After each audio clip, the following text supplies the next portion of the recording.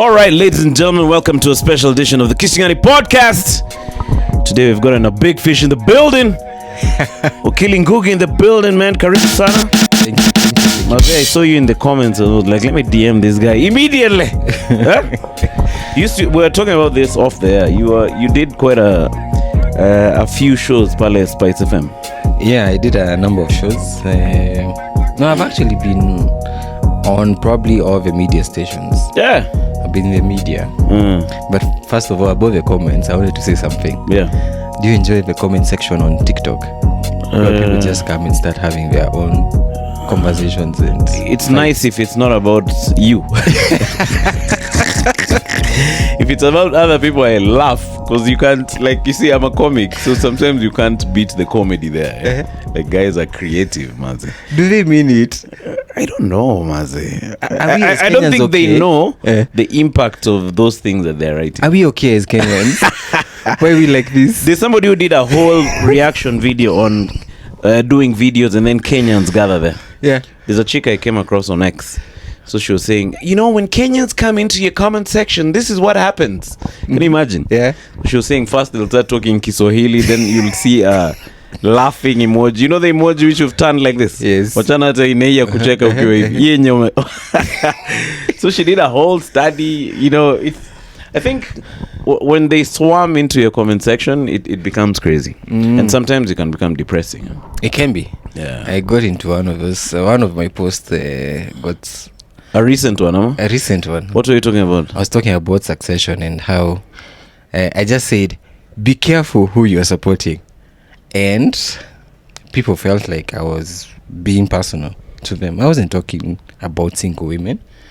So you should see the comment section. Oh, yeah. Be careful who you're supporting. Yeah, I was just saying that under the law of succession, if you support a child prior to your death, let's say you die tomorrow, and you've been supporting this child, let's say the last 3 years, paying their school fees in high school, they have a claim in your estate. They can come, seriously, file, and say they want a share of all the land that you own and the property you own. Yeah. Oh, okay. So in that space, I was just mentioning how you support your siblings up country, your cousins. Oh, that was the scope. That's what I had in mind. It wasn't. I wasn't attacking. That is so interesting. Anyone who has come into a marriage with a child. Yeah. But does it cover it though? It does cover it, and that's why if you have been married, you've come into a marriage with a child, you should make sure that you adopt that child or go to court for guardianship orders. Ask the other person to adopt that child. Oh, okay. Yeah, your spouse. So if I am the one who's come with a toy, I should ask my partner to adopt the toy. Adopt the toy. So what difference does that make? They will adopt the toy, they will make an order in court and tell the judge, as you grant me the adoption order, I would like you to also grant this child a new birth certificate bearing my name, that I'm the father. Oh, okay. Yeah. But now how does that help? How does it help? The law is all about evidence. Karatas. So it'll help the toy though? The toy. Oh, so they can come and claim. Oh, right. But now you coming into this marriage with a toy, hoping, because he's now paying school fees, etc., you have a claim, or the toy has a claim to get a share of whatever is left. No, the relars may come and just take over everything. You guys, that is crazy, you guys. But let's talk about that story of supporting. So you're saying if say I have someone I'm supporting in shags, a cousin, a nephew, so I'm paying their fees and stuff. Yeah. So if I pass on Nabado Nico, God willing, so if I pass on, it means they have a claim on my estate. You see, the law is... But are you comfortable? I'm comfortable. The law is that... We have an extra pillow here, just in I'm case. cool. Okay. Yes. The law is that a child is protected under the law. It's a very important... The family in itself is taken at as an important institution under the Constitution of Kenya. And when it comes to children, that's why we even have a special law on the children, which is a Children's Act 2022. It says that the best interest of a child should be the first thing that we consider anywhere. Even in the Constitution, under, I believe, Article 53 on the family. The child, first it says that both the father and mother of a child have equal rights to take care of a child. Then it also comes up with the best interest of a child, that at any one point you should first consider how best is this child taken care of. So if this toy of a cousin up country was receiving education through you, or through your payment of the school fees, it is in their best interest that education is not interrupted. It continues until they finish, or until they turn the age of 18. Oh, okay. So that's why they can come in and say, hey, please, I would like this court to give a share. Give a share of what Emmanuel owned. Yeah. So to continue supporting this. Or rather, just allocate just a part of this one bank account to pay for my school fees. Yeah. That is interesting. But now guys whoever is being supported need to know that, right? For them to claim it.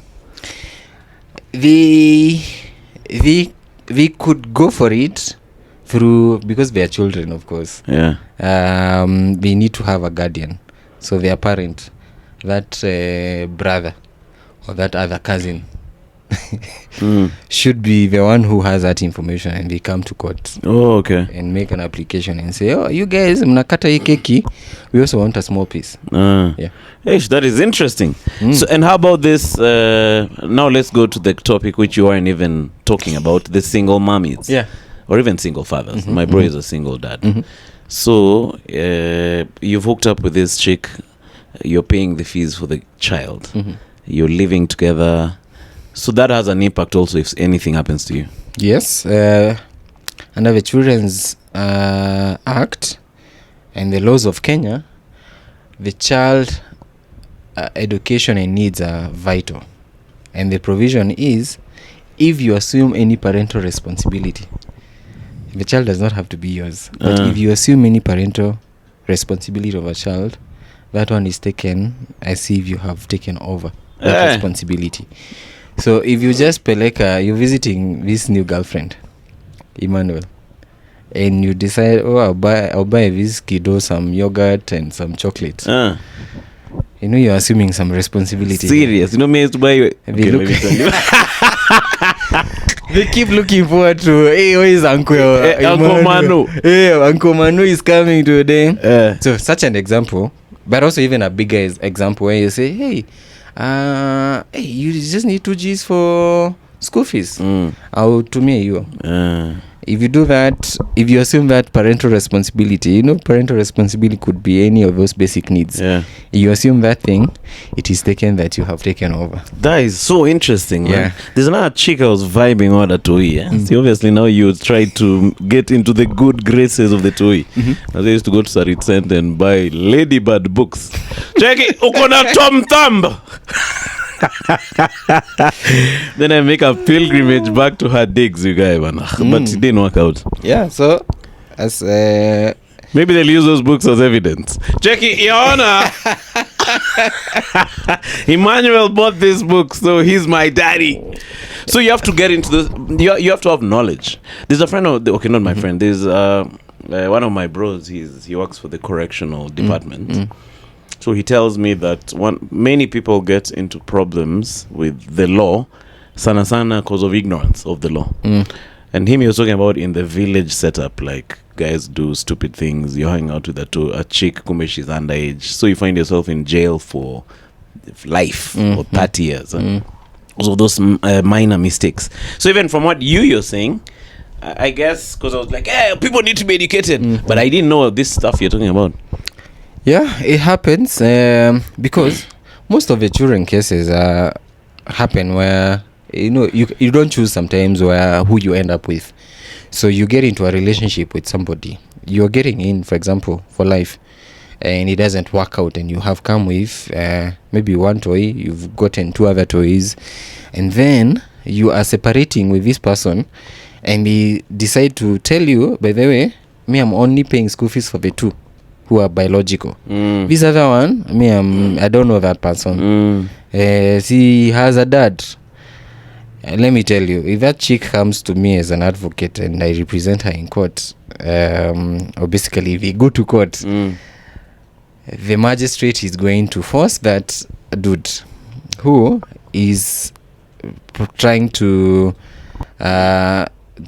only choose the other biological kids, and the court is going to issue orders telling that person to pay school fees for the 3 kids, because it is taken that guy assumed parental responsibility over that other child who came with the chick.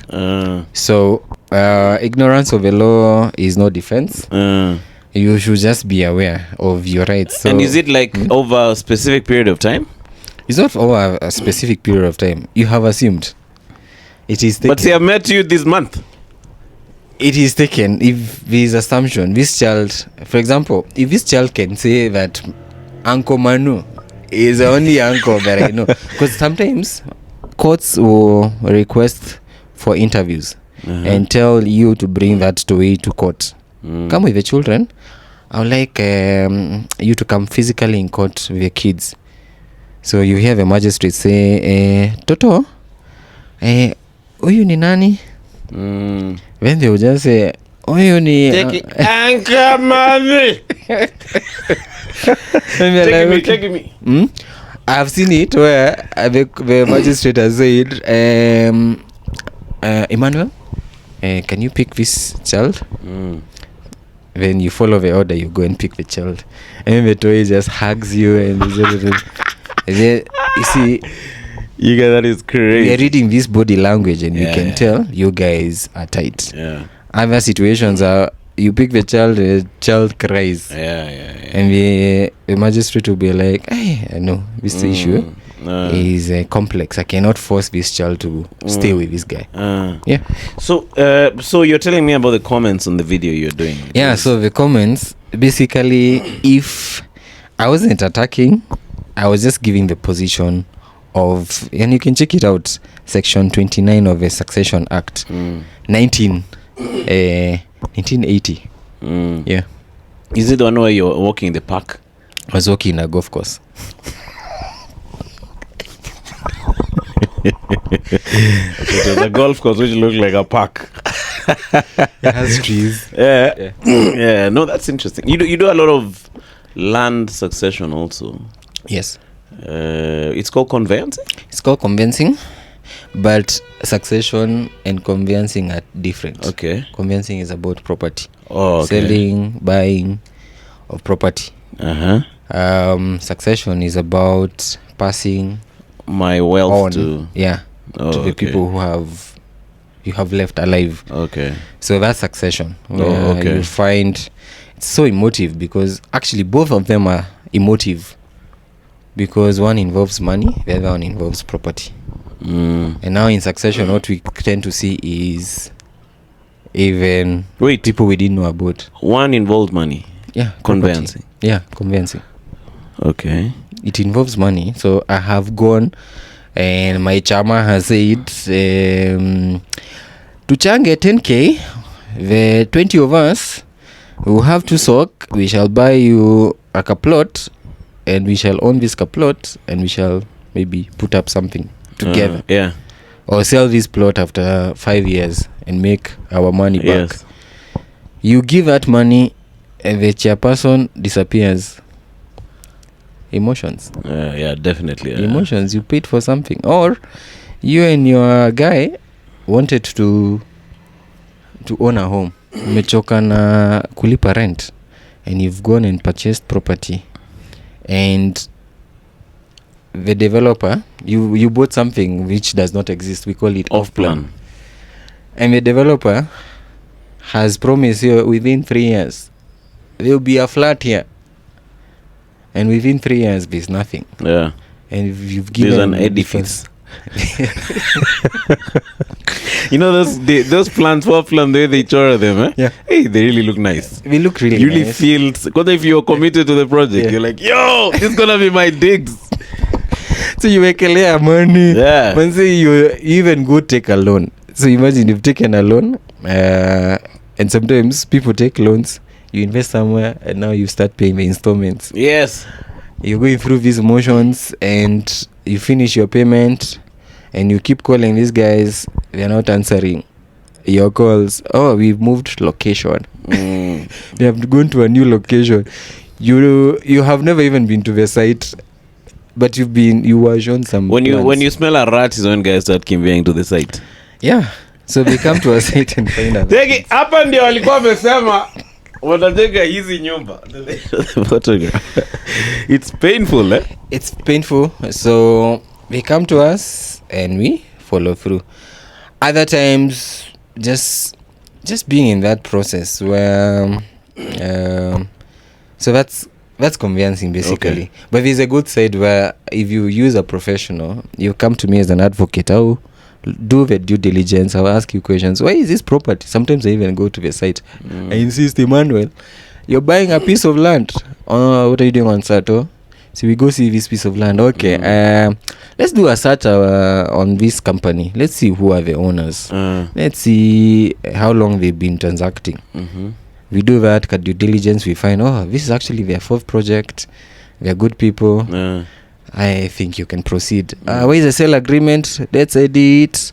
Let's send it back. We correct it. If they are good people, they will allow you to correct that agreement. If they are questionable people, there's some guys. They tell you, sign it as it is. Oh, as is. Yes. That's a red flag. It's a red flag because why would you force me into a relationship without allowing me to have my terms addressed? Yeah. You're dictating all the terms. You're dictating everything. So that's a red flag. So if you use a professional, so it's a good thing. If you use a professional, they'll be able to protect you, and you have someone you can blame. You can go to that lawyer and say, hey, dude, I came to you, I paid you for you to protect me and to look out for my interests. Why am I in this place? Yeah. I need my money back. Yeah, true. Yeah. But these guys, like, there's one project just down here. They're very what's it called? The pitch is very nice, and then wanakuharakisha. So most of the time you're like, this ndio site. Hii place ni prime. Wow. So deposit ni ngapi? So you're already getting into a deposit conversation. You haven't engaged any lawyer to do that due diligence. Is it is it expensive to have a lawyer to do for you that due diligence? First of all, some of these red flag projects, we insist and tell you, we have our own lawyers. All you need to do is just send this offer letter and give us 50 Gs for on top of this offer letter. For the lawyer? No, first of all, we tell you, sign a 1-page offer letter saying, I accept, I shall pay in this number of installments, and I have paid the fee for the offer letter, which is 50,000 shillings. Then now you tell them, okay, I need to go do some due diligence. They tell you, no, we have this so and so advocates. Those are our lawyers. Yeah, they even send you there. Yes, those are our lawyers. You don't even need to incur another cost. So you just pay. Our lawyers are even affordable. You pay them X amount of money. So you don't need to pay any other person. But what you're failing to do is to make sure that you have someone looking out for your interests. Yeah, your own interests. Your own interests. Because the lawyer for the developer or for the seller of the property is looking out for the developer. They're just helping that person receive the money they are looking for. In fact, it's a nice deal because you're getting money directly from, as in you're part of the deal. Yes. So each person who's buying a unit unakulia kakitu. Yeah. But now on legal fees, we're guided by something called, we have regulations that allow us to charge fees. So depending on the value, and the other day we were having a conversation, depending on the higher the value, the lower the fee. The lower the value of the property you're buying, the higher the fee that you might end up paying for. Yeah.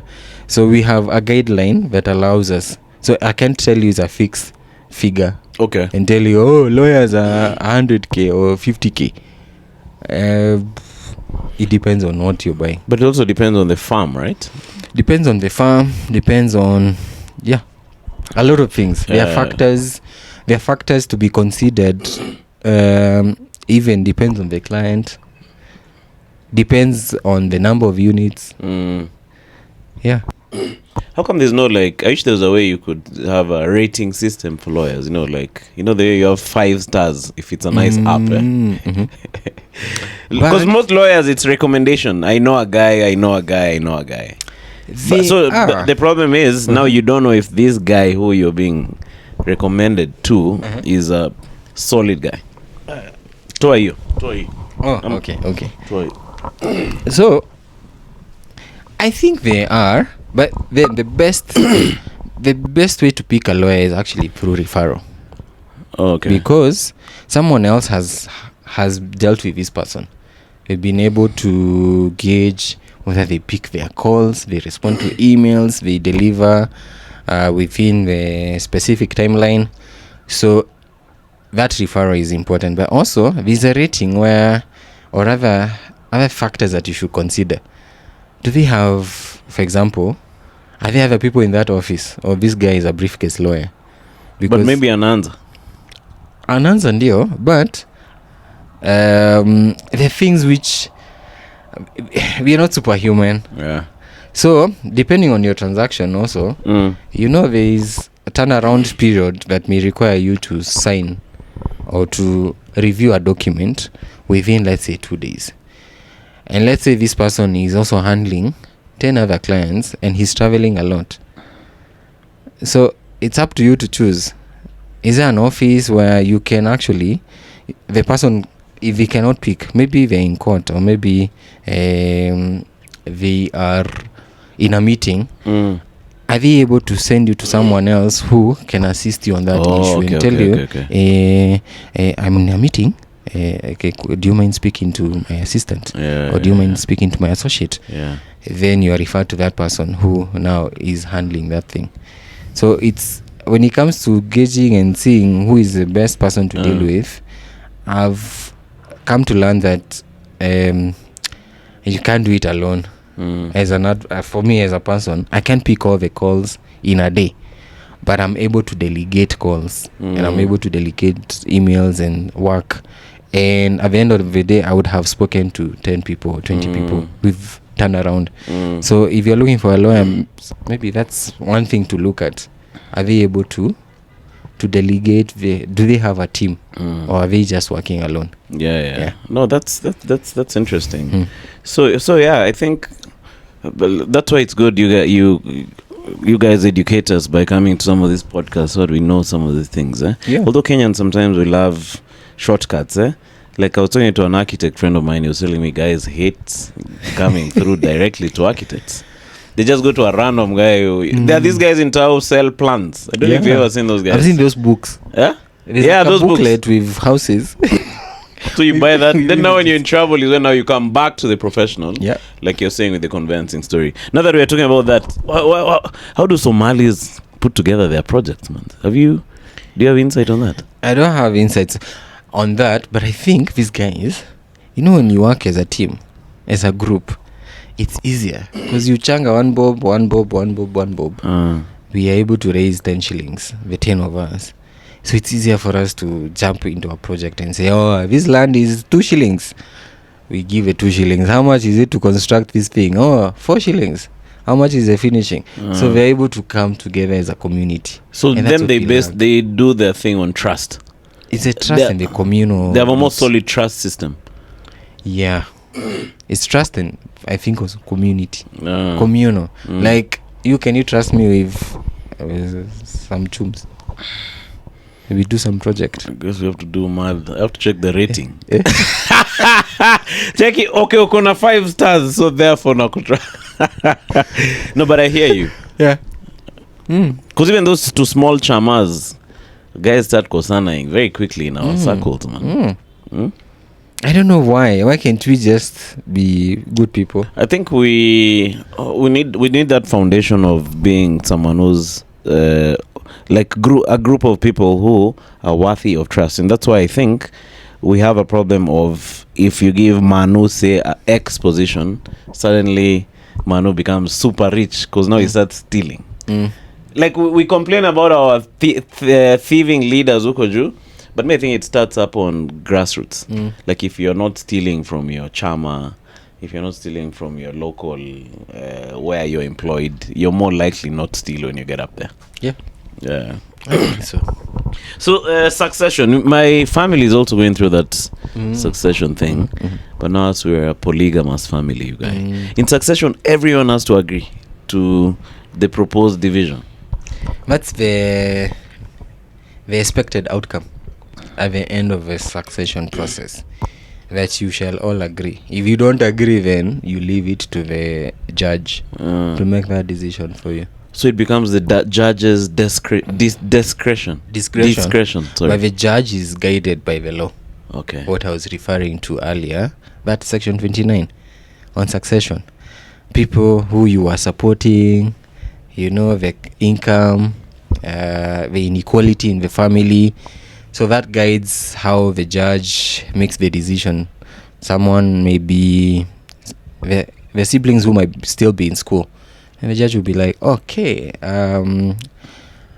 these ones should get more because we still need to pay and start off life and have some capacity to take care of themselves. But if you can agree, for example, that this piece of land we shall share equally, it becomes easier for the judge because you just take something we call a consent that you have agreed to share. It's called a distribution schedule. You have agreed to share the property in this manner. So account number XYZ in this bank, that amount to be shared equally. Motor vehicle number 1 and 2 to be sold and the money to be distributed equally. Something of a sort. If you don't agree, then the judge comes and looks at, okay, makes a decision. So what's in the cases you've dealt with, in terms of like percentages, do many Kenyans disagree, or in most cases they agree? Like, what's the ratio? Of course, they come to us because they have disagreed. No, but you also need a lawyer for even if you've agreed. Even if you have agreed, I think in my personal experience, it's been both.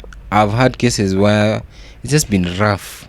You're stuck in court, you're moving, the emotions involved, and people don't seem to agree, and you need to have meetings, you need to try and reach out for people to see the other side's perspective. Yeah. And then I've had cases where the siblings are very okay. They come in and say, we have agreed, could you handle this for us? And that's a simple process that we just file. We send them documentation, we ask them, how have you agreed? Okay, this ratio, okay. Then we put it together, we tell them, come and sign. We sign. We take it to court, we appear before the judge, and the judge says, I just need to find out whether we have all agreed. So have you agreed, Emmanuel? What is your ID number? Eliud? Okay. Granted. Then So now the rest of the guys are just praying no one disagrees, because that opens another can of worms. Yeah, it opens because if you don't agree, then you are dragging this process. Which means you go and get another lawyer. You get your own lawyer. Now you can imagine, let's say you're 4 siblings, and each one of you has their lawyer, and you are claiming that, for example, that somebody influenced the decision, or someone already benefited. They already got their share. So why are they coming for this other property?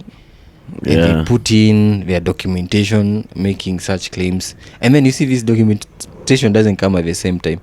So you're appearing in court hoping that we are proceeding, And then you hear the other side say, we have put in another document. Yo, that's crazy. Those things can stay for years, eh? They can stay. That's why we've had succession cases going for over 30 years. Because guys just keep on, and especially now, polygamous families. Wife number, household number 1 is not agreeing with household number 4. At the household number. They are called households. It's a household. Yes. So they come in and they claim, I was the one close. He was close to wife number 2. Yeah. Therefore, and the wife number 2 is contesting the appointment of the administrator from house number 4. This one just came the other day. Who does she think she is? I'm the one who worked with this person. We woke up at 4 a.m. and slept late because we were building this empire together.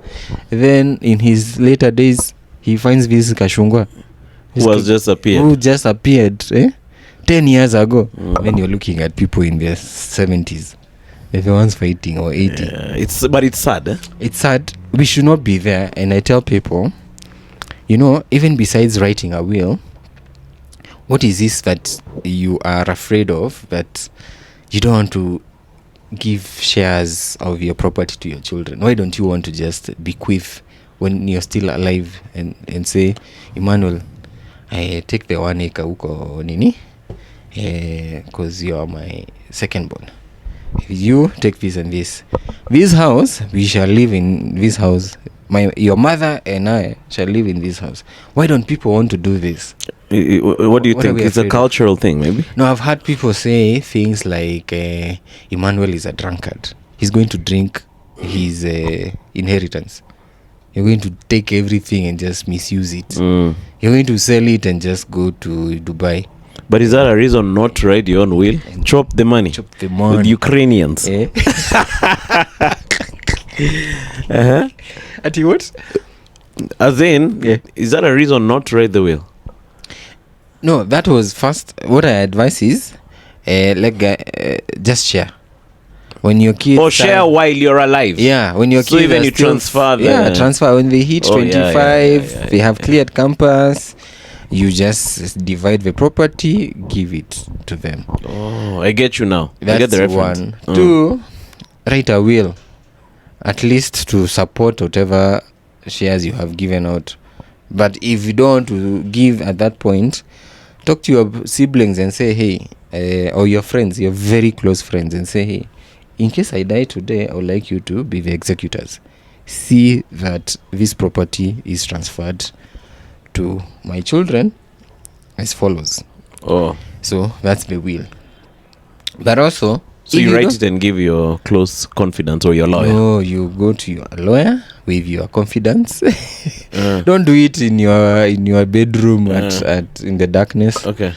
You need to have... There's a requirement that you write a will in the presence of your witnesses, who are your executors, and it is not contested, and they all sign at the same time. Oh. So you don't... you don't say, okay, you sign here, I have written this will, sign your part, and then so and so is also signing this other part, but anakuja baadaye. It can be contested. So all these executors need to be there at the same time to see you write that will. So I can't send the doc to Eldoret for my guy in Eldoret sign. Nakutumia doc fulani ni William eh?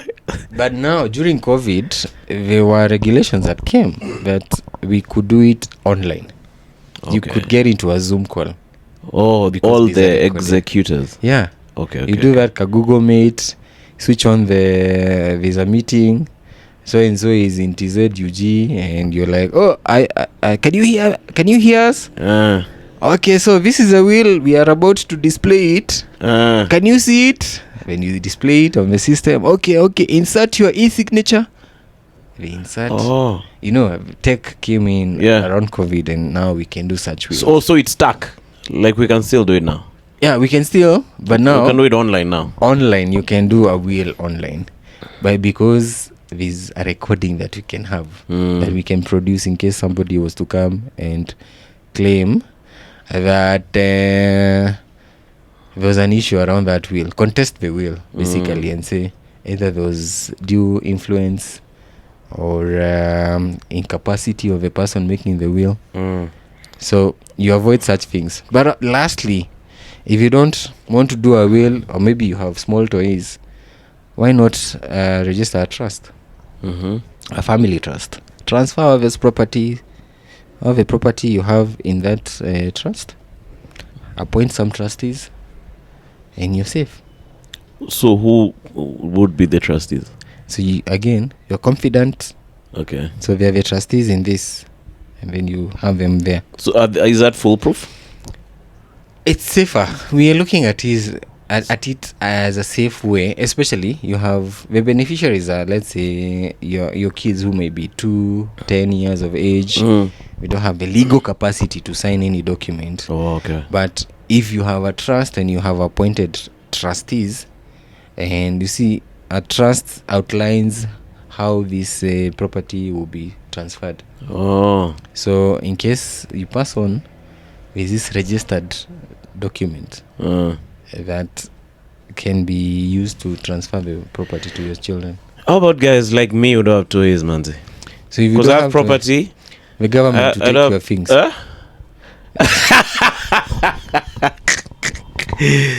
For real.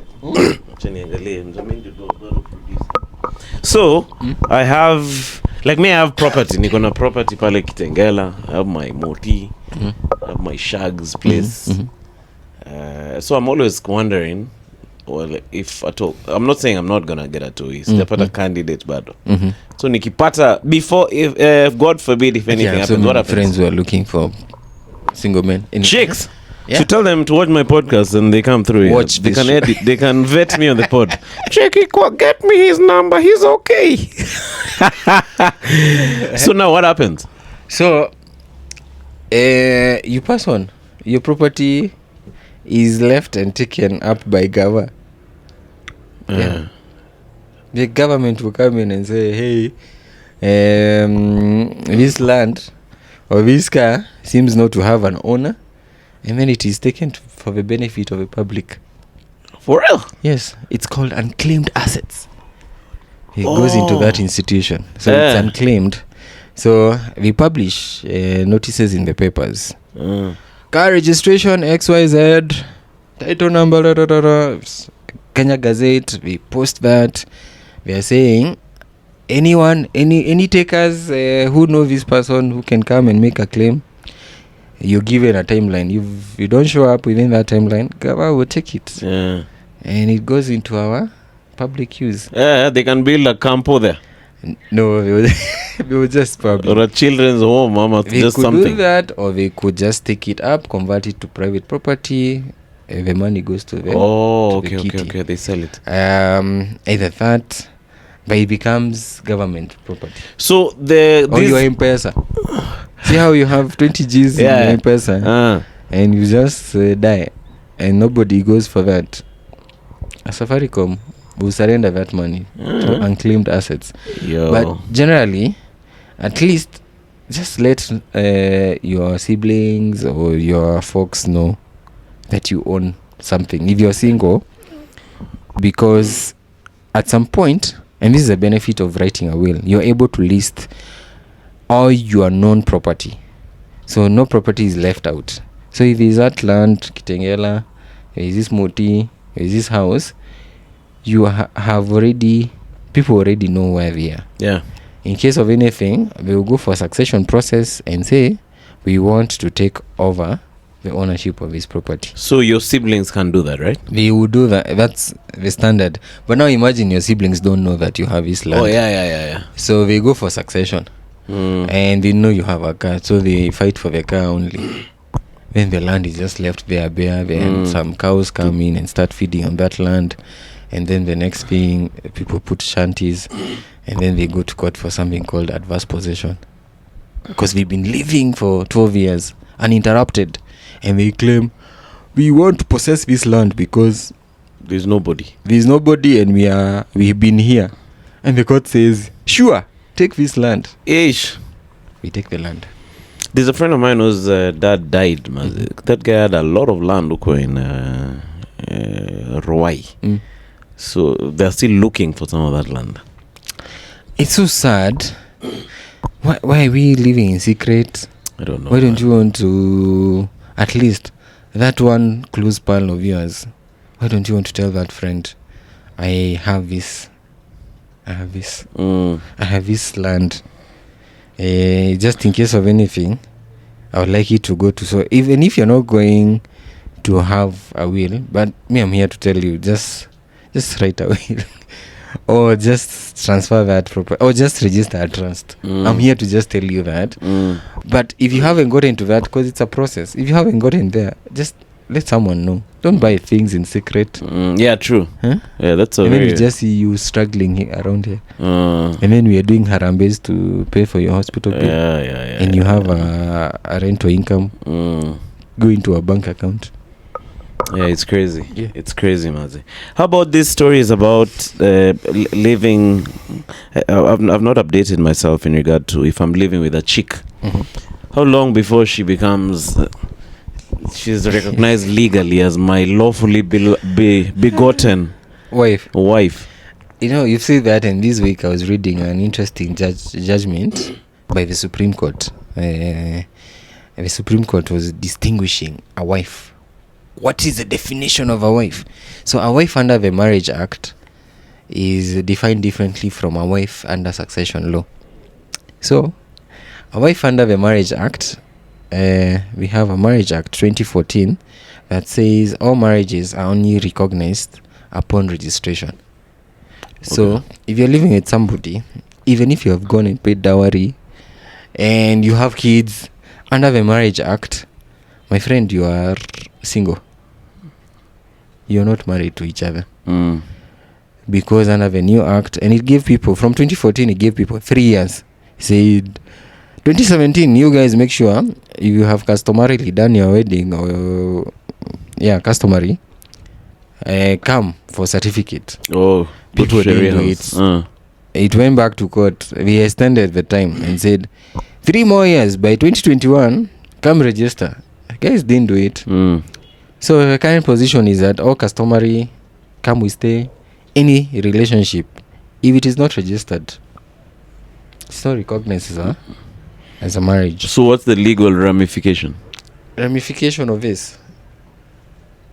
Just register.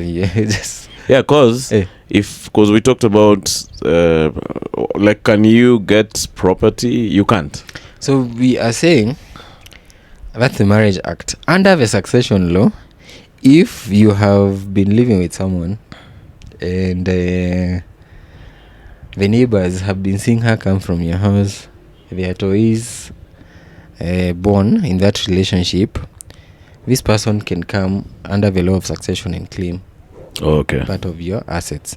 Part of, but not even significant. They can come and ask for everything. They can come and claim, I'm the wife. And so if I'm the wife, then all these things belong to me and our children. So that's the distinction.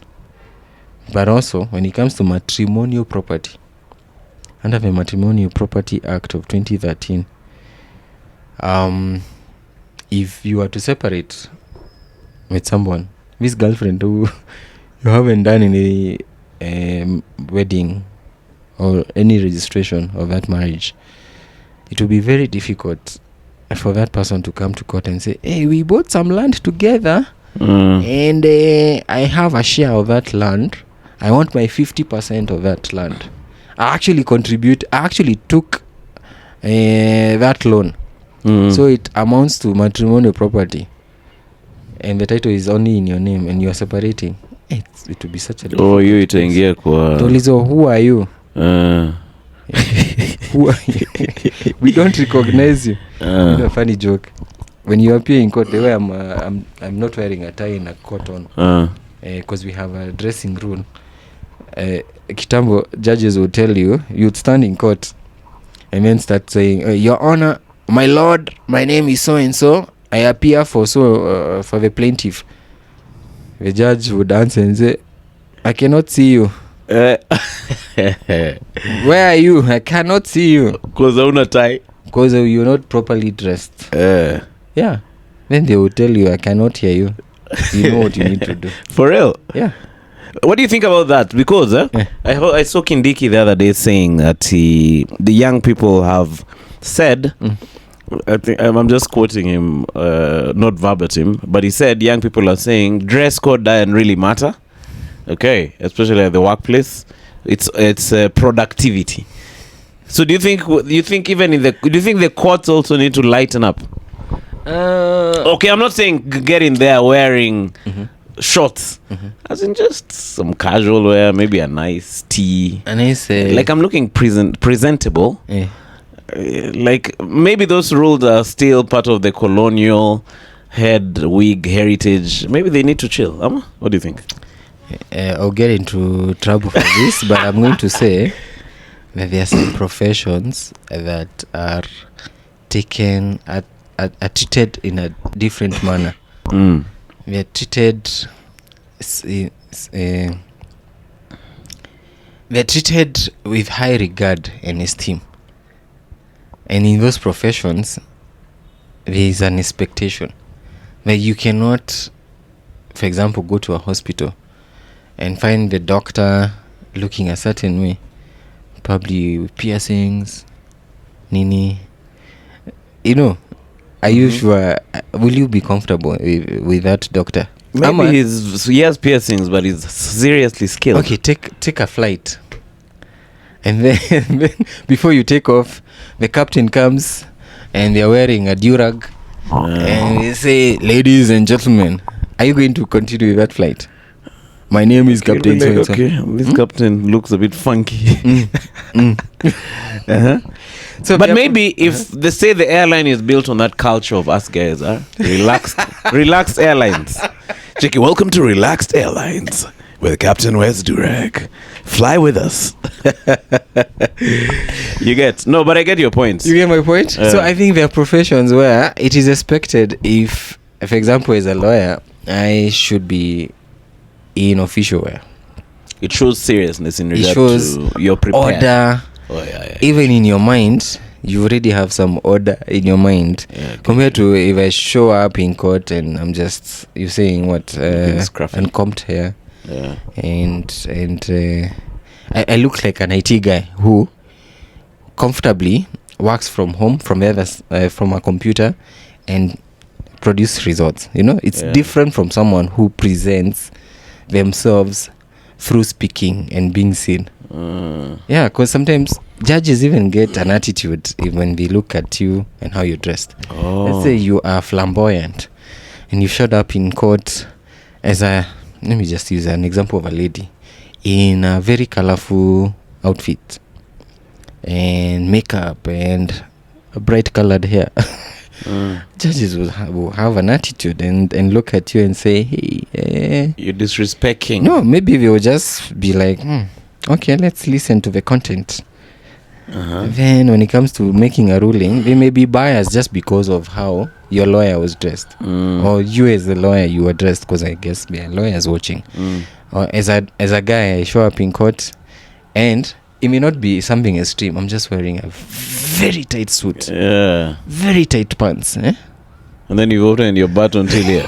Check it, Your Honor. In regard to this particular case, the plaintiff.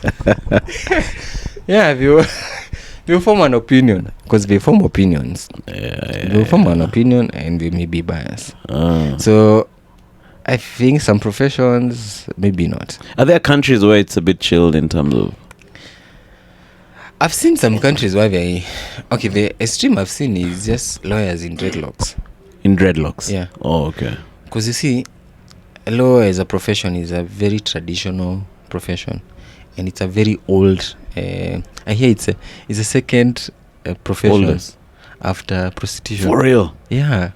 Prostitution was one. Oh, lawyers have been there since them days. It's been there, yeah. Back in the 1800s. And so it's such an archaic profession. It's so hard to move away from those rules, wearing the wigs and wearing the gowns and all those things. Just because of the age of that profession. And how about the language? What's with the Latin? Latin, I think, is just the Genesis. And you see, has it been dropped on bado iko? No. The locus standi. Yeah. Don't you feel learned when you say that word, Emmanuel? How do you feel? Tell I feel me like those chicks who you want to recommend me to are really like, yo, this guy is worth. Checky, I'm going. He knows locus standi. Do you know jurisdiction? Jurisdiction? Yeah. Yeah, jurisdiction. You know, yeah. amicus curiae. Yeah, I've heard of amicus curiae. That friend of the court. That's what it means. Yeah, it means that amicus curiae. But so what's up with why is it stuck? It's just the tradition. It's like asking a doctor why we speak that language. Why they write the way they write. Not even writing, but there are some phrases to mean a headache or to mean I don't know what, we will use some medical term. No, but it's a language. It's still a language. It's still English, but we will express it a certain way. And I think it's just in that profession. In medicine, we will express it like that. So in law, also, there is this Latin use, and some words are just very, they are so deep that we cannot drop them. Let me give you an example. There's a statement, Lauren Ipsum.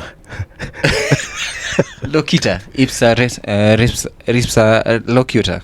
Ipsa? Locutor. Okay. Which means the thing speaks for itself. Okay. Res ipsa locutor. Res ipsa locutor. Okay. The thing speaks for itself. So when we say the thing speaks for itself, for example, if I throw that in court, as I was making an argument, let's say it was an accident case, and say that the driver was reckless and was driving at a certain speed, all I need to say as I submit to the judge is res ipsa locutor. And the judge just gets it. The thing, just the situation speaks for itself. So you see, now you want me to drop that and start explaining. But there's this push nowadays, especially with the younger guys, where I don't know if it's the younger guys, but many people want to identify with their localness. You see now, like, that's why local podcasts now are popping. Ngumi Mbweks. Cheki Simba si Simba. Moto si moto. 14 Kumi what? Nini yo? Ile ya Kumi whatever. Kumi bila break. Ile ingine, that guy who did the wedding. Diana and no, I'm not getting that. You don't reference. Know Diana and his Bahati husband. Diana? No. We did a very expensive wedding. This chick wearing chain. Patello VJ Patello. So and we're something about Kumi something. I don't remember. I didn't see that. I was actually watching some podcasts about that. So many guys want to identify with their localness now.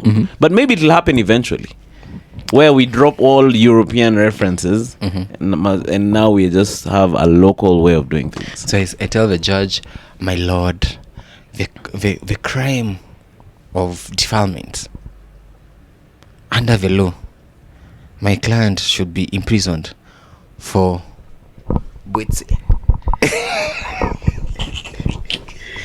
okay, yeah, that doesn't sound it doesn't like sound convicted. Yeah, you know, the wigs are out forever and ever. They're not out. We wear them. I just wait for election petition days. Oh, they come back. They come out to just show the seriousness of the matter. You know, those Supreme Court presidential petitions, you know, they will come out just to show some seriousness. Yeah, and I think it's a good thing. You know, as a lawyer, I've gone to school for so long, you're just looking forward to having the right to wear the wig. And then you're telling me that I'll go to school, spend all that time, and upon becoming an advocate, all I do is just show up in a suit and tie, just like Emmanuel when he's going for a serious meeting. What is going to distinguish me? From you? Yeah. I get you, man. There's this lawyer who passed on sadly, Juicy, shot on the highway. Are lawyers, does it strike fear? It does strike fear, because generally, even as a human being, you are looking out for your safety. And now, as a lawyer, in your professional duty, you're also representing your clients and hoping that the opposing side is going to distinguish that I am not behaving, I'm not part of this case. I am just a representative. I'm not the one who refused to pay. I'm not the one who refused to be in a marriage with you. I'm not the one. I am just representing my client. So distinguish it. So when we are moving around and you hear a lawyer was shot, it's not the first lawyer to die in such a manner. It was Willie Kimani, who also died in the course of his duty. When you hear such things, it scares, it shakes you a bit, and you're wondering, okay, if I see a Ndovi next to me, yeah, man, are they coming after me? Yeah. You know, there's this guy called Charlie Kirk. I don't know if you saw that guy. He was short. He used to be a conservative influencer. That's what they used to call him. So he'd go to campos and give talks. Obviously, he was right-leaning. Goes to a leftist campo. You've seen that guy, I'm sure. I've seen it. I actually today saw a video of one of his talks. He was engaging a pro-abortion activist. And like back to back, he's speaking. The lady is saying, it's just an embryo. And he's like, that embryo, what is it going to transform into? Is it a human? Is it the chico saying, do you eat eggs? I didn't get there. I just saw a short video. And so so there was that. Yeah, I could feel the heat. So I was watching Joe Rogan, I think last night. He was reacting. I think he was recording a podcast when it happened. So you could see the fear, not the fear, the concern in his eyes, like, yo, this guy's been shot, man, damn. So Joe Rogan is quite influential because of his podcast. And the reason I'm bringing it up is the way it's looking. You can get shot even for having an opinion on a podcast, you guys. As in, if it goes on with that trajectory, but on both sides, if we get to a place where you say something on a podcast, someone disagrees with you and wants to cause you bodily harm, like there's that thing which clicked in my mind, like, yo, it's interesting. It's an interesting place. It's interesting. You remember Donald Trump also being shot? Yeah. Missed by a whisker, man. Yeah.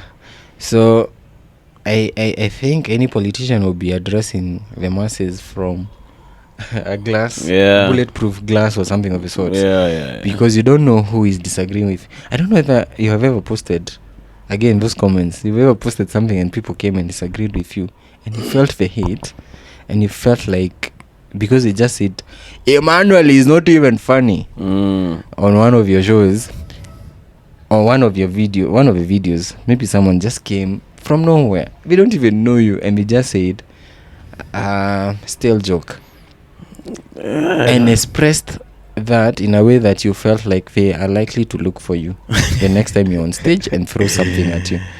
Mafia. You guys, it's interesting. Juicy guys were engaging me. There's an NHIF. They had some medical practitioner here. He's also a comic, so we're just talking about SHA and all that stuff. So me, I was giving some take on NHIF. So someone cut that clip. It didn't have context, but they cut that clip and posted it, and it sounded like I am supporting SHA on the clip. Okay, so Mazi, the comments, yeah, guys are calling me a meathead. That guy is not very bright. when you show up for Mandamano or one of those things, it's even awkward to say such a thing on a podcast. You don't know whether there will be some Subarus outside. Yeah. You remember when we got to that place? I remember. Yeah, so I think it's similar to that, where when our freedom is taken away, like your freedom of expression, especially freedom of expression, where you can just call out things. Just say, I'm not happy with the leadership. I'm not happy with, or have certain views on certain moral standing or positions. when we get to a place where now you want to gag that and stop me from expressing it, it becomes very scary. Yeah, and that's why they say the human rights are innate. That you are born with this right that you should be able to express whatever you need. Okay. Yeah. I've used a big word. No, okay, in fact leo nowadays normally in this podcast ukisema kitu normal unafinya kitu check in net. So are there clients who come through and you're like, no man, I don't think I want to deal with this? Yeah, it happens. It happens. Actually trying to think, I think there was a call this week, last week I've received some calls and someone just said, hey, I need help around this and that. There are other cases where you just say yes without having all the information. You show up and you learn, is this what we are defending? Is this what we are dealing with? It gets so scary. Yeah. But you just tell them directly, and this one, actually, what I say, for example, I don't do criminal law.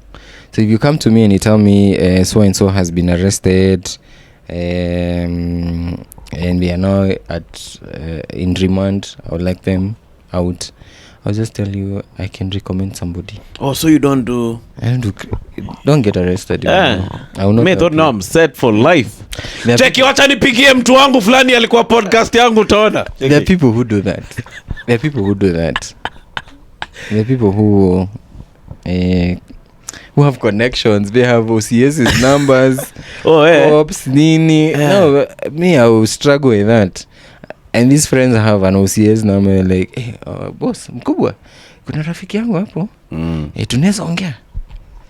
Unajua, mwandikie tu charge sheet, tutakuja kotini. Now, I may not have those connections, but I may have other connections. Okay. Yeah. Is it a choice, a preference? So you decided, let me just let go with this. What channel is this criminal? It's a choice and preference. We all know our strengths. Again, I was reading something last night, LinkedIn. Someone was saying, questions you should ask your friends.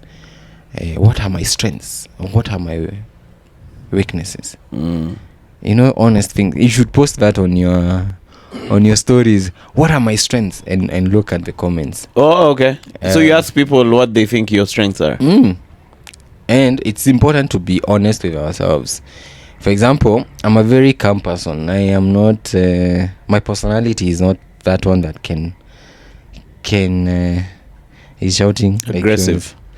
I'm aggressive in other ways, but even my voice is not that. Oh, okay. I'll convince you to do something as I speak calmly to you. Oh, okay. But there are people who are just rough. That's not a strength for me. And so, when you are honest with yourself, then you know, these are my strengths. I'm able to do this. Yeah. No, okay. I hear you, man. Hope you're not in a hurry. We have like 10 more minutes left to Mondays. You went to... How long have you been practicing? I think I'm starting my 9th year soon. Yeah, 9 years of being an advocate. Oh, okay. Yeah. You did... Went to the UN, the University of Nairobi. Shout out UN, man. Huh? Yes. The Kenya School of Law. When I went back to the University of Nairobi. To do a master's? Yeah. So you did a master's in? Whoa, environmental law. Oh, cool. Yes. Oh, okay. Yeah. So ask me about climate change. Ask me, those things. Oh, is it something you're truly interested in? It's something I'm looking into, maybe specializing in. But also, what they say, learning does not stop. I learned so many things that I didn't know when I was doing that course, which is applicable in many other aspects of even property law. So, for example, there's a unit called energy law. Energy law. Yeah, and there's even an act. And shout out to my professor. I think we've been taught how EPRA comes up with the pricing. Oh. Of fuel every month. What led into that? You guys, they're about to add it. So, the factors we consider, that's information that you have it, someone else didn't have it. Yeah. Yeah, such things. What's this carbon credit? What is that stuff? In a nutshell, Mabonga points for behaving well. So you get bonga trees. Points, planting trees, having green environment, using less fossil fuel. So you earn more points. Who pays? The institutions that pay. Gosh, can I remember? It's been a minute. I did that course during COVID. Is it some American institution?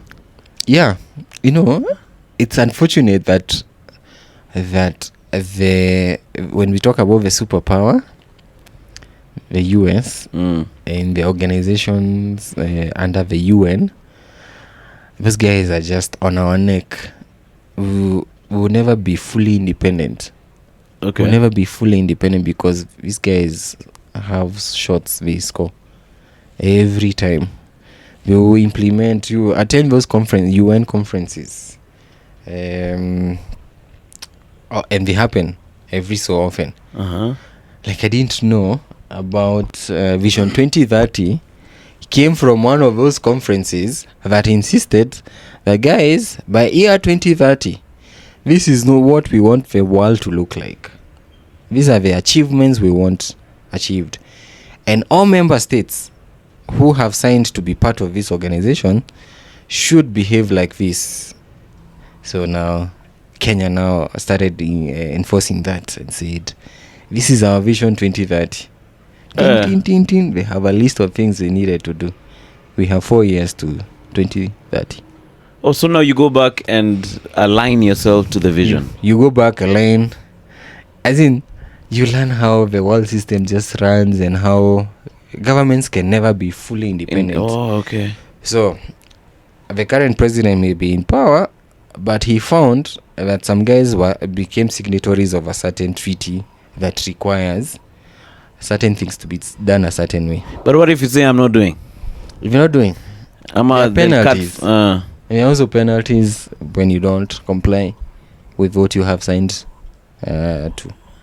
They'll cut your funding. They cut those things. And then they work together. World Bank, what? So unaweza toroka hapo ushikwe hapo. Yeah, you can't run away. And I think that's why even if you become such a powerful leader in a country, you cannot just come in and come up with some funny laws. Yeah. So today we decided to just ignore the constitution and what it provides for as a country. We have big brothers who are watching, who are looking out for us. They are going to say, hey, come on, I'm going to paralyze you. You cannot fly to certain states. You will not be able to receive certain, They can even cut how you receive your money. See, the money system is also globally networked. Yep. Yeah, that's interesting. All right, it's cliche question time. If I'm a young guy watching, manze, I want to do law, manze. Is law... nitatengeneza do. First I saw a comment. Is it queer?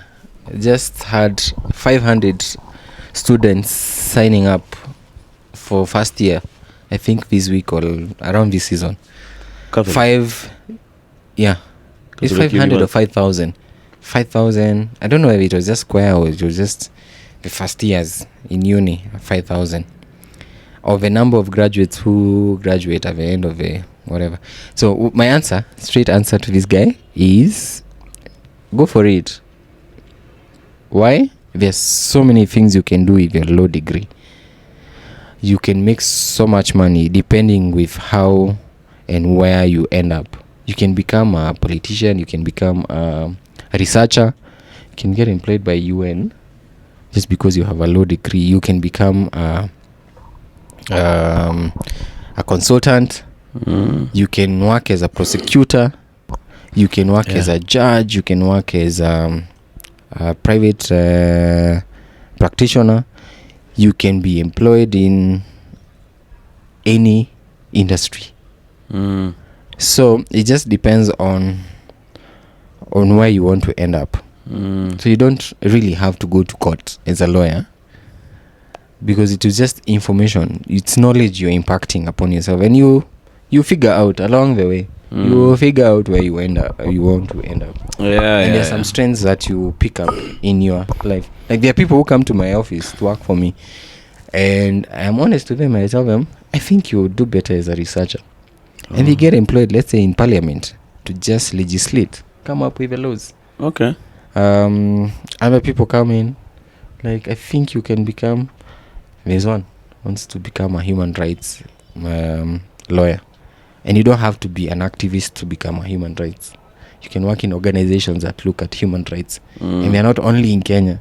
There are global organizations that you can go and work for. Yeah. Do some lawyers take some cases just for the TV time? Especially during elections. You want to ask me about a certain person, ask me. Don't beat around the bush. There's this guy called... Anyway, I'll just say... No, there's this guy who has a mustache. Mustache? My teacher. He does a lot of... ZBD. Elisha. Yeah. His name is... Governor cases. Governor cases. Hata nani alifanya kesi yake. He taught me. Gachagua. Si alifanya kesi ya Gachagua. Anaitwaje? His name is Elisha ZBD. What's his African name? But he taught me trial advocacy for at real, Kenya School of Law. He is so good. He's thorough. He's gifted. He's eloquent. His mind is so clear. You see words coming out of his mouth. I'm sure you saw it when he asked that worker who is an IT expert, did you meet this person? Yeah. So, Ongoya. Yes. We don't do it for TV. For example, for him, it's because he's so good. He's done so many of those what are they called?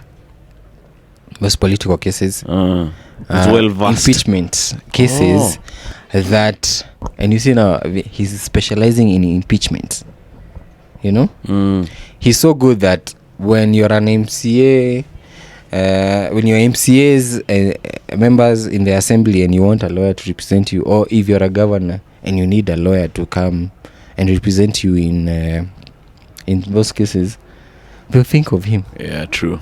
And that's where specializing comes in. If you can specialize in one thing, the guys will just come to you. Yeah. No, that's dope. That's dope. So soon hook up mazee kuja ipod ya mine. Right. And then now you'll come through, because I'm sure my questions will be lame. Jackie, you cannot have me here, Shirley, to ask me that. No, but thank you for coming through. I thought you had more questions for me. No, I had, but wakti. Thanks. Amma, now is when you've said warming up. I'm ready to answer your questions. I feel like I've talked a lot. Yeah, we've done an hour 15. I think that's good enough. See, unakuja radio station next week, hopefully. But then, how is it working with Quach? I know you mentioned off there, but we can mention it now. Quach, I was gifted. Quach. You know how someone does, what do you call that thing in between a song and a link? He would do a link. He's not reading anywhere. It's just from top of mind. Then he introduces you. He gives you flowers. You're like, is that me? And he would do it so well. And how did that come about? The show. Yeah, like you going to radio every week. As I showed up. By the way, how I started these things, I first met there was a guy who used to host a show called Art Scene. I remember that show. I'm trying to remember his name. On KTN. On KTN. Back in the day when we were younger. Team Jiro. Oh, Team Jiro. Shout out to him, man. Team Jiro is doing piloting right now. Yeah, so I got I became an advocate. And at a Java in Westlands, I see him, I say, hey, hi team, I like your show. He used to host a morning show, breakfast show on Ebru TV. And I was like, hey team, how are you? I like your show. He's like, would you like to come over? And he hosted me on that show for 1 year. So what were you talking about? So politics. I would review newspapers with him. Oh, and just then, like that. Huh? Just like that. Just like I show up at a TV station at 6 a.m. almost every day to review the newspapers, or twice a week to review the newspaper. Then people are watching, so you receive a call, or one of the producers reaches out and says, "Hey, we've been given your number. Do you mind coming over at KTN?" Then you show up at KTN. You meet some guy who is now very powerful person in government right now. It moves from there. New TV stations coming up. Citizen reaches out, like, hey. Oh, it's like it's like a chain. Yeah. I think what they say Snowball about 10,000 hours. If you put in 10,000 hours in something, then it also improves how you express yourself and how you public speaking. Yeah. So you're able to speak continuously and on the issue. So it just becomes grows like that. So it looped back all the way to... Look back. We used to do a show with you. I think I used to appear on your show once every month. The adults in the room. Adults in the room. Yeah. And you left, a producer showed up, and then they had this quartet show at 4 drive time show. They reached out and said, "Hey, come over. You show up once, we like you. They said, can you come back next week? What are you doing next week? We like you. Why don't you come here every day?" Okay, not every day though. Why don't you just close your farm and just come here? All right, just put a desk over here.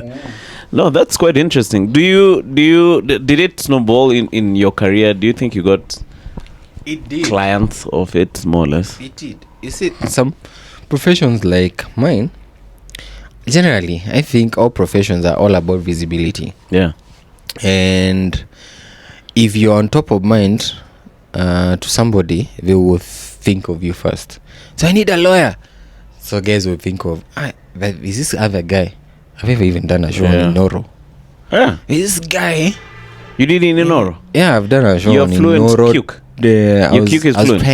I was panging. Check it while the echo Ramagnon in regard to that particular case. So, Ray. It just so it just has a way of people switch on, they'll see you, be like, "Oh baby, I have an issue, baby, this is my friend," or another friend was calling me, "Why don't I?" And they call him. Yeah. Oh, okay. Reach out. Just being in people's, it's like being in multiple places at the same time. A lawyer is allowed to have podcasts? Yes, we are allowed to educate, but we are not allowed to advertise. Okay. Yeah, but can you open up, say, a podcast? I can. Where I just talk about. Is there any? I know of. There's one. I know of 2. One interviews judges and achievers in the different legal. It's like a mentorship podcast. So we interview. Oh, okay. We interview guys in judiciary, guys with big law firms, guys in politics who are also lawyers, comedians like like Kashira. I think I've seen him on one of those podcasts. Okay. Not Kashira, what's his name? Ty and Kashira. Yeah. Shout out. So we appear on such, we do such. Then there was another one that was doing educative. But now the issue with legal podcasts is that if you want to target to the masses, you need to stop talking like a lawyer. Yeah, true. Yeah, it's the hardest thing. Because you spent 6 years in school being told, this is the language you need to speak.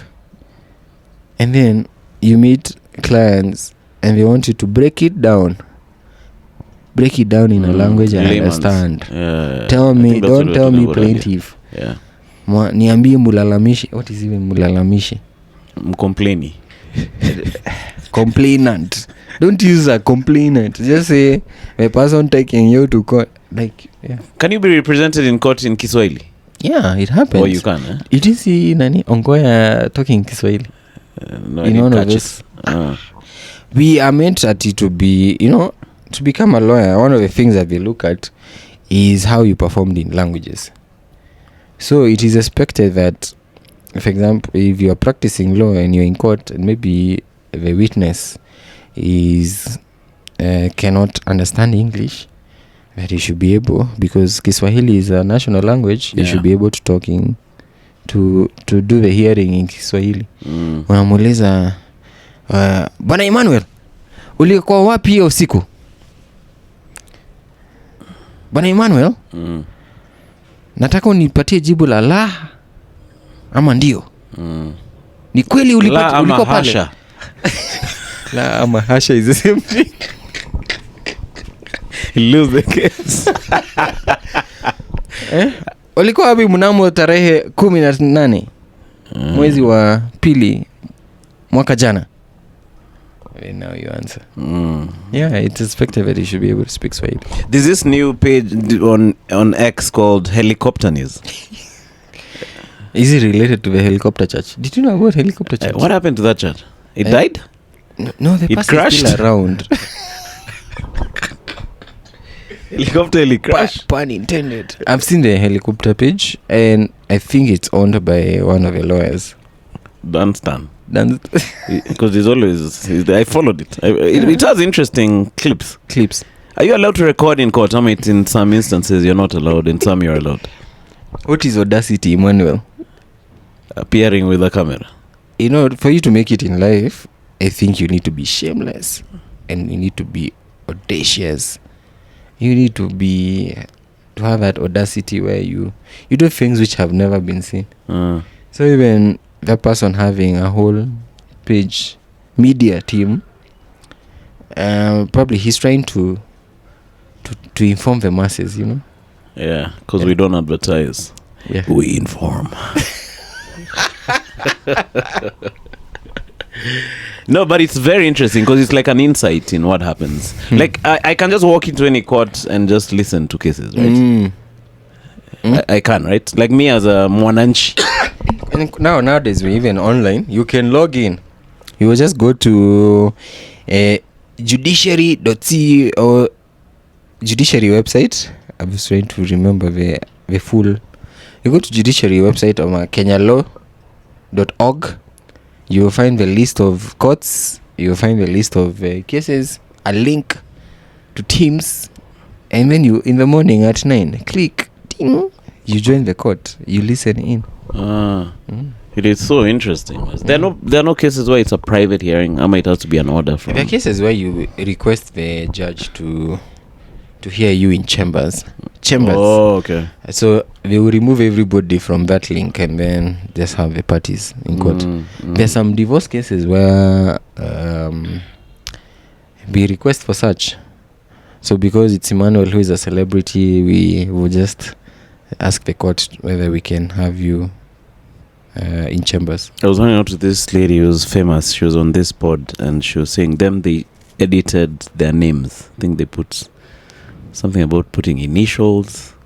The court does that so that people don't know it's their case. But now, unfortunately, sometimes when they are calling out the case, it's EK on the list. Emmanuel Kisiangani versus.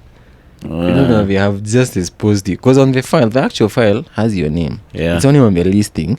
So even if you are looking for so and so case, unless you have seen the case or you have inside story info. So there's this guy in Britain who just okay when you're done there are some questions that popped up. Who was arrested at the age of 92. He had murdered someone in the 50s or 60s. So this guy was chilling in his house. Cops just came through. They're like, "Yo, are you such and such?" And then he was arrested. Those crimes don't have any expiry date. No, there is no expiry date in criminal cases. You could commit a crime now, and 10 years later, 20 years later, who will come after you? We call it I'm forgetting the name. Statute of limitations. Limitation, yeah. So that only applies in specific things. It applies on contract law. There's an act of parliament that has a provision on limitation of actions. So it just limits when you can go back to court how long you have. So for example, for contractual cases, maybe like even employment, after 6 years you cannot file the case. Okay. A debt collection or something of the sort, an incident that happened 6 years ago, you are limited. Also deni ya 6 years ago si lazima ulipe. So Take it, wewe umesoma statute of limitations wewe, acha kunipigia simu. If you don't go to court within that period of time, okay. then you can use that provision to have a case struck off. Oh, okay. But for cases like succession, there's no limitation. So if guys were fighting in somebody filed for a succession case, and you wake up today, we filed in the 90s, and you wake up today and you want to challenge how the distribution was done, there's no limitation. You can just jump on. Huh? Yeah. That's why these things are generational. Yeah. There's that Koinange case. Remember that case? There's some land in Tao. I appeared in that case one day. You did? In 2013, I worked somewhere where we were representing somebody in that family. Okay. And I showed up in court. Actually, that's one of the memories I have. I met this senior lawyer, and he took interest on me and called me aside and gave me some advice, like a mentorship, and told me, basically what he told me was, if you want to make it as a good lawyer, avoid alcohol. All right. Yeah, because you just need to be sober, you need to be alert, you need to show up on time. And I don't know where he got all that from. It started from, what's your second name? So he spoke to me in Kikuyu, and his name is not like in Kikuyu. Okay. So you think he's from a different tribe. So he engaged me. It was really nice. Back then, when we used to go to court physically. Oh. Yeah. So he said avoid alcohol. Avoid alcohol. It will just destroy you as a lawyer. All right. It will just, and I've seen it. I've seen colleagues show up in court and say Buzzed. Not even buzzed. Hanged. So you're not ready to proceed. You're not able to do much in court that morning, or you just showed up late, and the judge can tell. Can tell you are not okay. There was this clip I was watching today. There's a cop, an OCS, had gone to talk to Murkomen, was there, and these other guys, and then I think this guy was I think he had a hangi. So the guys asked him, wewe umekuja hapa kuongea na waziri kama umelewa? That's interesting, because even in our careers as comedians, sometimes you find yourself, we do comedy in entertainment spots, so you can easily get hooked on drinks because you're there most of the week. So after the show, somebody's like, kuja ukunywe, let's take shots. So the cumulative effect it's really huge, because you can just find yourself addicted to drinks. It's so hard. And you see, as a lawyer, most of our meetings they happen in bars, or happen after hours, right? After hours. And so the invite is, hey Wakili, when can I buy your drink, or when can we meet up?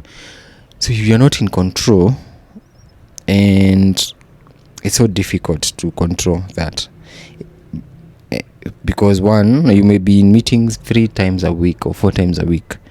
You're meeting people in these specific locations. Yeah. And they are saying, hey Wakili, so you have to talk over something. So if you're not in control, my friend, without knowing over time, you may not be able to manage it. Unfortunately, we may lie to ourselves that we are managing it. So, yeah. I used to drink Kitambo. I stopped drinking in April, not like Kitambo sana. I got into a nasty accident. Like I remember I was here on the podcast. Those days we used to drink quite a bit on the podcast. It was crazy. So maze tuko hapa tumekunywa. Left here, went to a comedy gig, drank again. And then I think I left there and hooked up with a friend of mine, drank again. And then I live in Kitengela. So they drive there. So nafika Kitengela, I was actually on the dirt road now, home stretch, but I fell asleep. Kidogo, pikipiki, geared some pikipiki was carrying some mave. That thing cost me a lot of time, a lot of money, a lot of stress, like dealing with cops. I think I was in jail for half a day. You get on because I was drinking earlier, high. So, but I've never been like a big drinking guy anyway. But after that, I was just like, yo, man, it's time to hang my boots. And then also radio, like the work we do on radio, because now I'm on radio regularly. So there have been many presenters who've had to get fired just because in the morning they were too high to host their own shows. So I think that was good advice from that lawyer. That lawyer. And the thing is, I don't know what they say about alcohol. It will just keep calling you, you know. It has a way of just telling you, it's just a double. One. It's just a double. It's even just a double. Yeah. So just a double without knowing, someone does a row, and you're just insisting, hey, bana, Wakili. Yeah. Check, we are going to win this case. Let me tell you, I believe in you.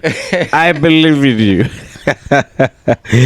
Yeah, at the end of the day, but you wouldn't think it's morning to do it. Because you guys have to do prep, right?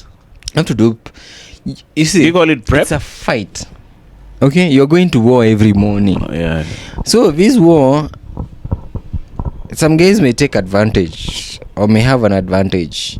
Also, the ref who is a judge, you don't know what they decide that day. They may start early. They may tell you guys, do this warm up. You don't know what the ref is going to say. You don't know what this other person will show up with, because it's not so regulated. So you are coming with gloves, they come with a gun. You know, yeah. So you just need to be fresh, ready. So one of the things I do and I think it's healthy habits. It's important to talk about healthy habits. I run. Okay. I'm actually doing a marathon in the next 30 days. Oh, nice. 42K. Where? A major marathon. Boston, no? I'm doing Chicago. Oh, nice. Shout out, man. So for me, at 4 a.m. I'm out running. Oh, you're practicing? Training, yeah. So I have to sleep early. Yeah. So by 8 p.m., if we're hanging out in the evening, my friend, I am not very productive. So would rather meet in the morning. So my meetings are like mornings. I will go do my runs. By 6:30, 7 a.m., me, I'm fresh. I'm ready for the day. And if court is starting at 9, me, I'm set. Yeah. I'm set. Yeah. We can do this thing. Yeah. So I think it's a healthy habit. No, I think so too, man. To exercise and to keep yourself busy. Otherwise, you will just... Because even meeting a client and you're heffing is also like, yo, man. Yeah. Take it in regard to the particulars of that. You don't even have that energy. Because, one, a few times I have stayed up late, which is gone, chilled, midnight, 1 a.m. and the following day is a normal day. 2 a.m. Of course, you sleep in, or you don't get enough sleep.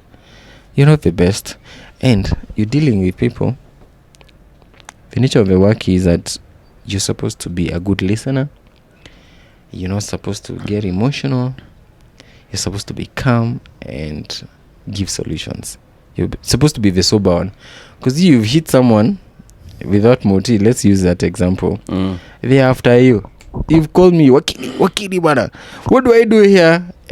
They have now filed a case. They want me to pay them. I forgot to pay for my insurance. What do we do here?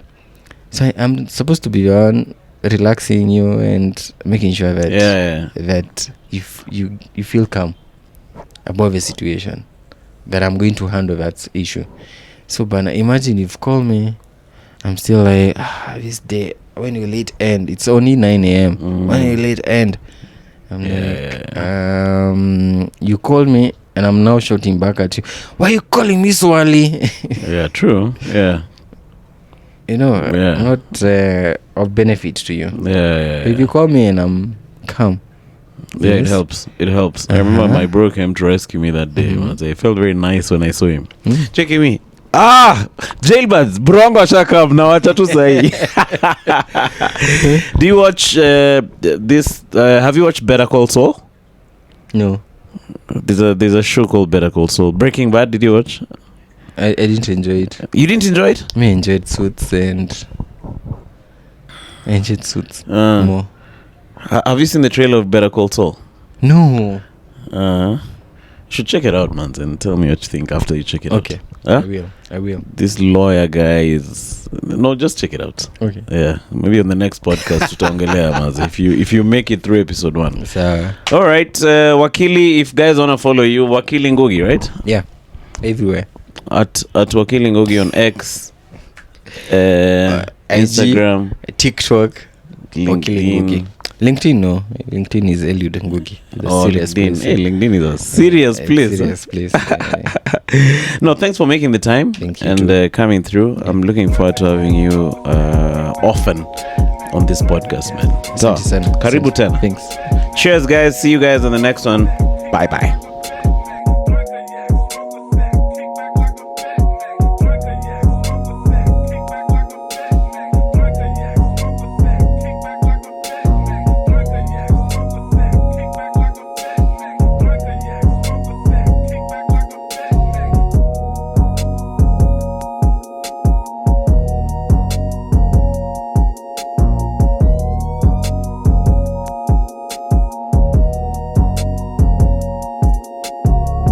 All that you can, Nelly, get it.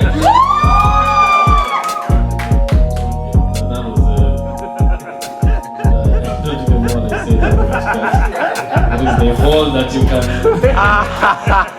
You guys are recording me. Like, uni wewe hapa mwenyewe. Ulikuwa unasema nini hapa?